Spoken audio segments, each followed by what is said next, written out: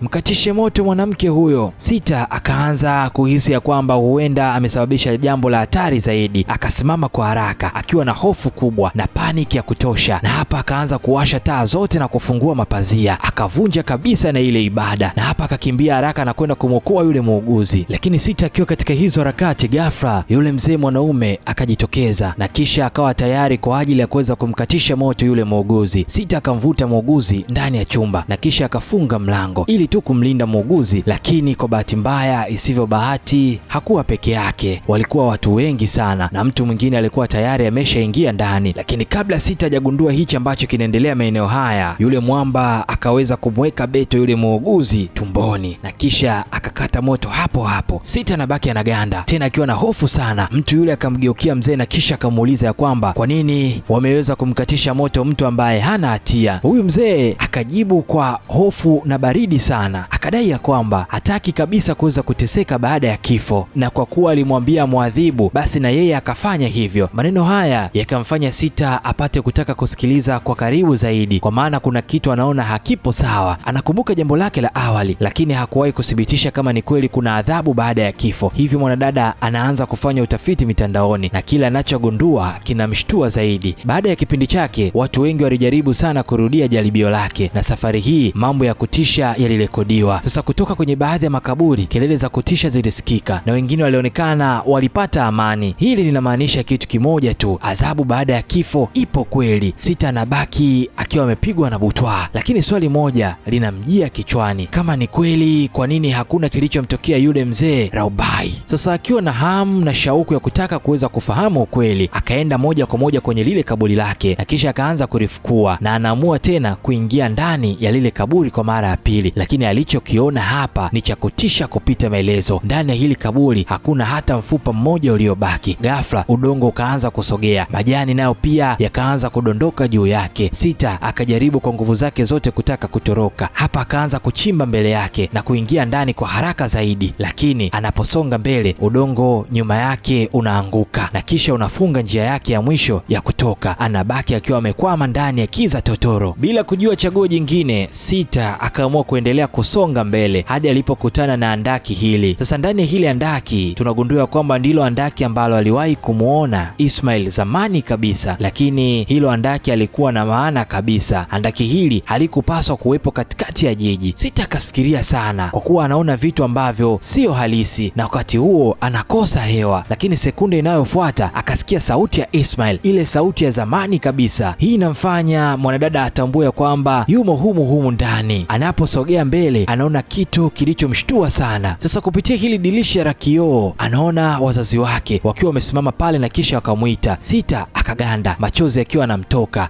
akiwatazama kwa hisia kali wazazi wake. Lakini ghafla kila kitu kikapotea na andaki hili linaendelea kuwa tena kiza. Anavyoendelea mbele anaanza kusikia sauti ya Raubai iliyojaa na majuto pamoja na kelele za mbali za kutisha zikisikika ndani ya hilo andaki. Kisha ghafla akaona marafiki zake wale mayatima mbele yake wakiwa wamesimama kwa Ismail. Sita akasita, na hapa akadhani ya kwamba huenda hii inaweza ikawa ndoto. Sita akakumbuka jambo moja tu ambalo limekuwa likizungumziwa sana, roho zipo tu kama unaamini zipo. Hivyo akaamua kufumba macho akijiaminisha ya kwamba kuwa yote haya si ya kweli. Lakini anapofungua macho tena kila kitu bado kipo. Watoto wale wamesimama pale na Ismail anasogea mbele na kisha akaanza kupiga kelele, kwa nini uliniacha pale? Hukujua kwamba nilikuwa naogopa? Kuna mtu alikuwa akinifukuza. Maneno hayo yalimtisha zaidi mwanadada Sita. Ghafla akasikia sauti kutoka juu, sauti kubwa ya kutisha kama kiumbe kisicho cha kawaida. Kuna kitu kinakuja. Ismail akamtazama Sita na kisha akasema, mimi siogopi tena na wewe haupaswi pia kuogopa. Na kisha akamwambia, kama unataka kuweza kuishi humu ndani, ruka ndani ya andaki pamoja nami. Andaki hili lilikuwa refu sana, jeusi la kutisha vibaya mno, lakini hakuna kilichoonekana humu ndani. Na kwa wakati huu kile kiumbe kilikuwa kinakaribia. Bila kufikiria mara mbili, Sita naye pia akaruka na kila kitu kikageuka kuwa kiza. Anapopata fahamu tena akajikuta amelala karibu ya mwamba Raubai, na anapogeuza kichwa chake anamuona pembeni yake. Anafikiria labda yote haya yaliyotokea alikuwa ni ndoto. Kwa hofu anapiga kelele na kumuita Adol, lakini hakuna anayemjibu na hakuna anayekuja kumsaidia. Na ghafla nyoka akaingia ndani ya hili kaburi, akapita juu ya mwili wa Sita na kisha akamng'ata. Sasa kabla hajachukua hatua yoyote, huyu mwanadada, nyoka akaingia mdomoni mwa Mwamba Laobai, na kisha baada tu ya kuingia, Mwamba Laobai akajikuta amekaa maeneo haya, na hapa ndipo mtu akapiga kichwa chake na nyundo. Michuzi ikawa inamwagika tu hapa, na huyu mwanadada akawa na hofu vibaya mno. Sasa ukweli ni kwamba kupitia hichi ni wadhi ya kwamba watu wabaya huwa wanaadhibiwa baada tu ya kuweza kukata moto, na hichi ndicho ambacho kimeweza kumkuta Mwamba Laobai. Na mwanadada sasa anathibitisha wazi ya kwamba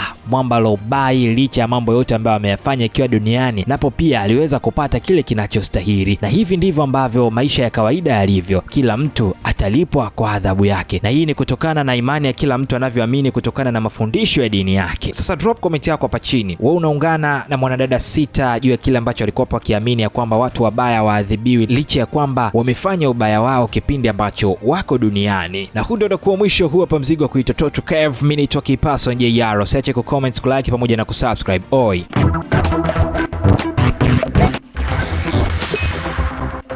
Bonge Story.